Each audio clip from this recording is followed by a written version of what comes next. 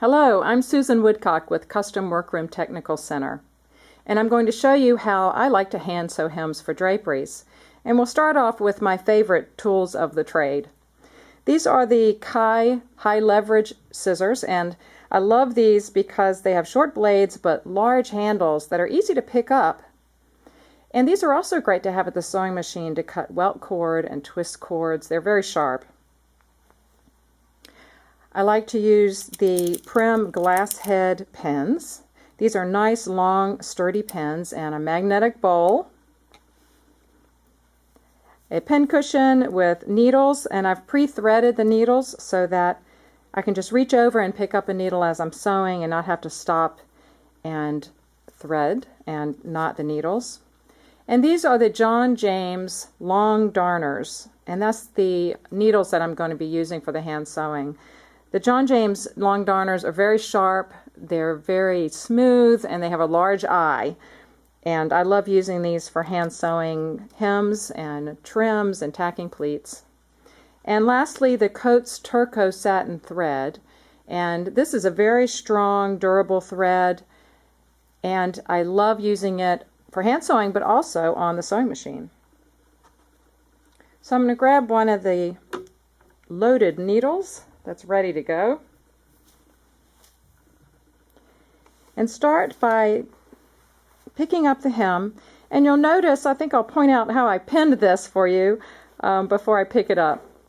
I've pinned and I'm going to bury the point. So as I'm pinning the hem, I'm doing it at an angle and burying the point. Why? Well, obviously burying the point so that I don't stick myself. But also, when you have it at an angle, and I'm going to be picking this up and handling it, I'm right-handed, so having it slanted toward my left like this, it helps to prevent getting stuck. If I had pinned it straight and picked it up, it's more likely to come through on the other side and stick me. Same if I went this way or sideways.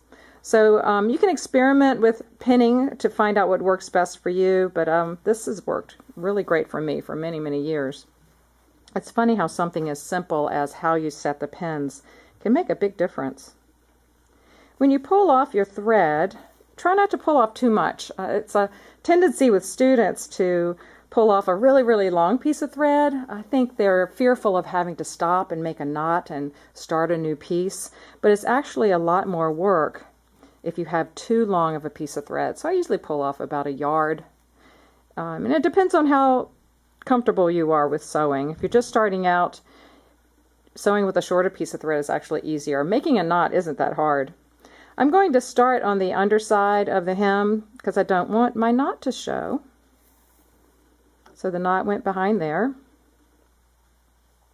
And then just taking a small stitch to the front, and I'm running parallel with the top edge of the hem, and this is a doubled 4-inch bottom hem.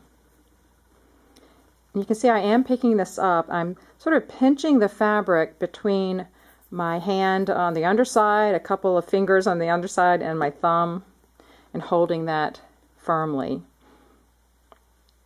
And I can feel when I go into the fabric that there's a little bit of a needle coming through there, and don't stick yourself on the other side. And this is a long running stitch.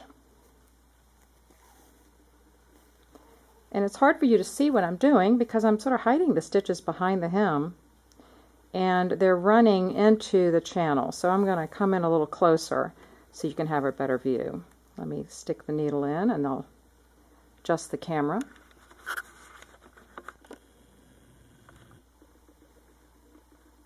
I'm taking a little stitch to the front and then running that right into the crease of the pressed bottom hem.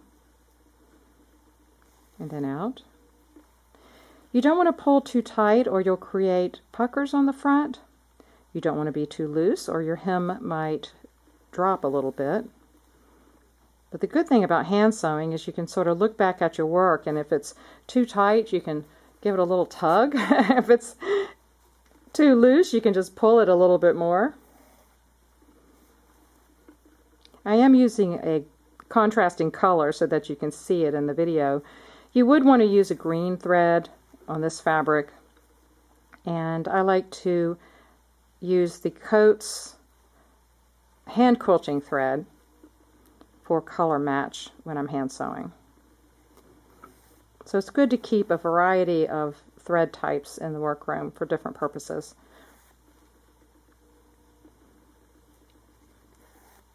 Alright, I'll show you one more time here. Slowly.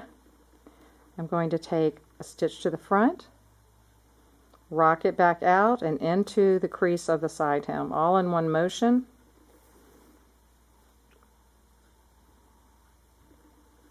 And I'll turn this over to show you how it looks on the back.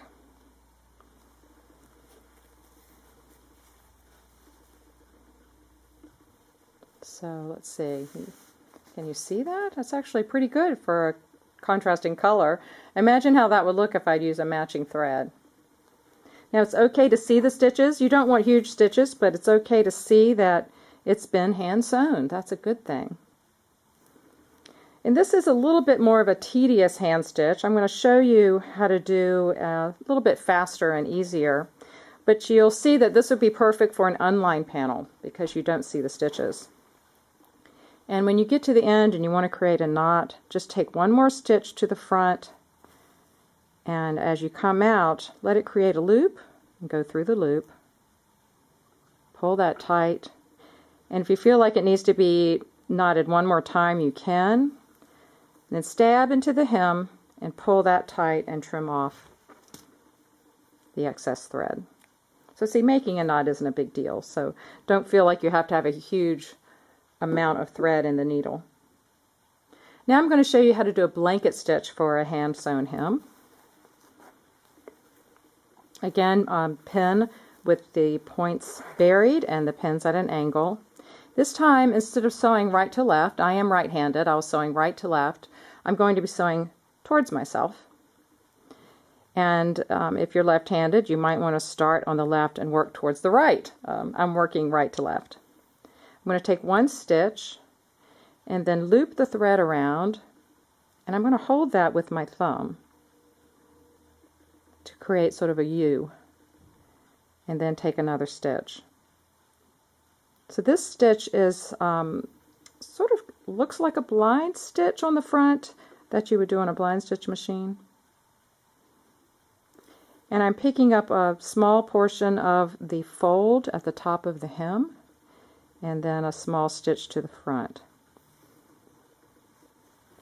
The trickiest part of learning how to do this is just getting that motion down with your thumb. But you do have to sort of hold the thread out of the way. But you can see how fast this can go. And it's very durable. I have students ask me all the time, hand sewing seems so fragile. Is it really going to hold up for the life of the drapery? Absolutely yes. I've never had a window treatment come back in 30 years of working in the workroom world where a hem came out, or anything hand sewn for that matter. It's very durable. And I believe hand sewing gives a very intimate experience with your project. You are physically, quietly concentrating and giving lots of TLC to the fabrics. Hand sewing is also easy to remove. So although it's very durable, if you do need to take it out, it's not going to harm the fabric. So I'm going to go ahead and make a knot here and then show you this one from the front. So I'm a big fan of hand sewing.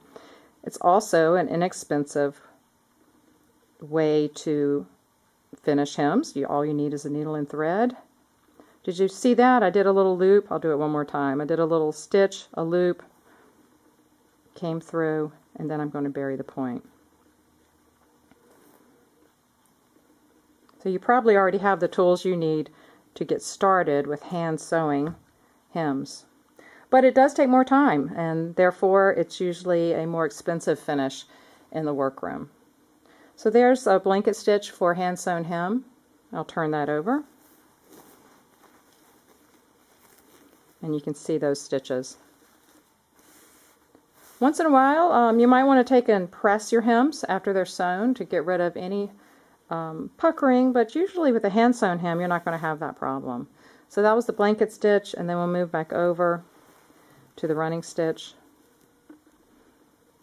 They're both a great finish for hand sewing hems, and I hope you'll give them a try. Thank you for watching.